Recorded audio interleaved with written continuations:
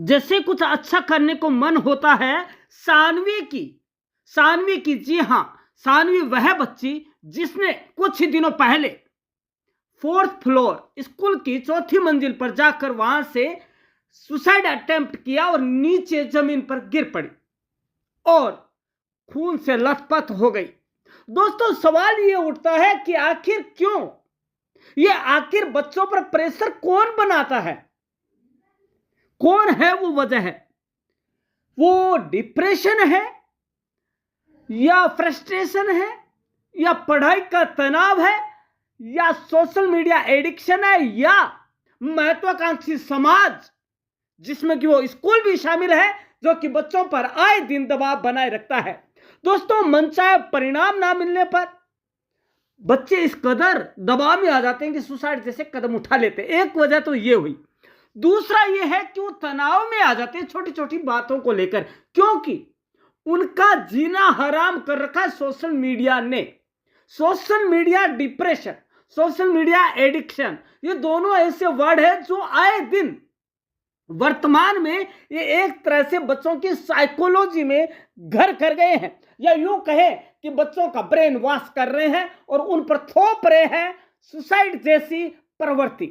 दोस्तों, ये घटनाएं केवल एक सानवी से जुड़ी हुई नहीं है, ये एक कल्पनीय नाम हो सकता है, लेकिन ऐसे ही आज न जाने हर दिन विश्व में नहीं भारत में जो आंकड़े बढ़ रहे हैं, जैसे कि घर में आते ही गुमसुम रहना और बाद में कमरे में बंद होकर सुसाइड कर लेना, हैंग हो जाना या हाथ की कलाई काट लेना या स्कूल से नीचे कूदना या हॉस्टल की छत से कूद जाना, ये आम बातें हो चुकी है। दोस्तों, इसके लिए यदि जैसे ही, अब वजह क्या है, कई बार तो बच्चे अपनी माँ बाप से बात को साझा भी करते हैं लेकिन उससे हल्के में ले लिया जाता है। कई बार बच्चा कहता है यदि आपने ऐसा नहीं किया, यदि मैंने ये नहीं किया तो इसको नहीं कर देंगे और मैं घर छोड़कर चला जाऊंगा या चली जाऊंगी। तो दोस्तों, उसे हमें इग्नोर नहीं करना है। दोस्तों, पहले तो समझना ही होगा कि कारण क्या है उसके फ्रस्ट्रेशन का, या जो हमारा भविष्य है उसको हम क्यों छीन रहे हैं उससे उसकी सांसें। दोस्तों, जानना होगा वजह है, तभी तो हम उपाय कर पाएंगे।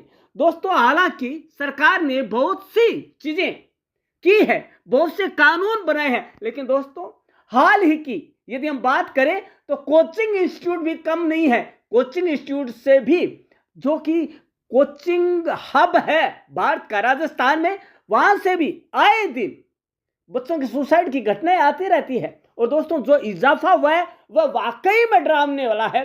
दोस्तों, साइकेट्रिक बीमारी का इतिहास, बुलिंग, अवसाद और अत्यधिक तनाव प्रमुख वजह है।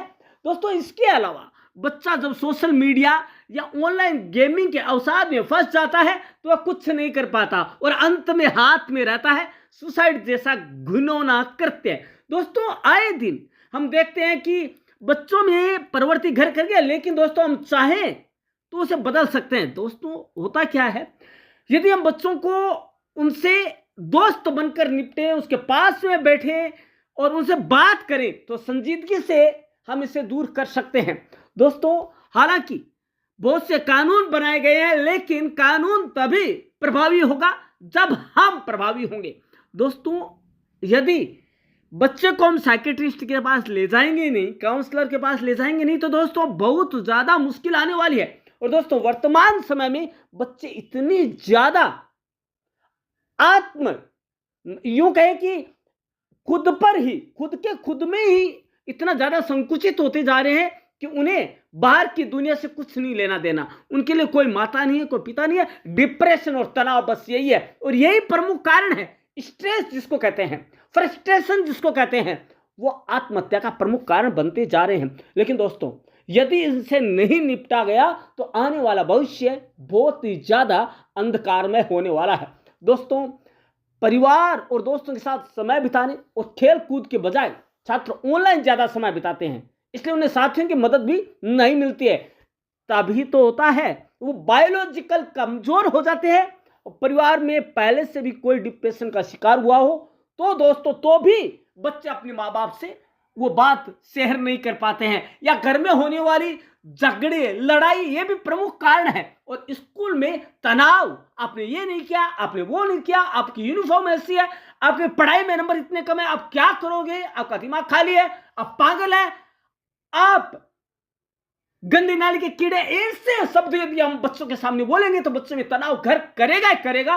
और अंत में क्या होगा, वो कूद पड़ेगा उस चौथी मंजिल से, वो उसे अपनी मंजिल मान लेता है और वहां से कूद कर अपने आप को नुकसान पहुंचाता है, पूरे समाज को नुकसान पहुंचाता है और उस संस्था को नुकसान पहुंचाता है जहां पर उसने कुछ समय बिताया है। तो दोस्तों, आप क्या सोचते हैं, कौन है असली जिम्मेदार?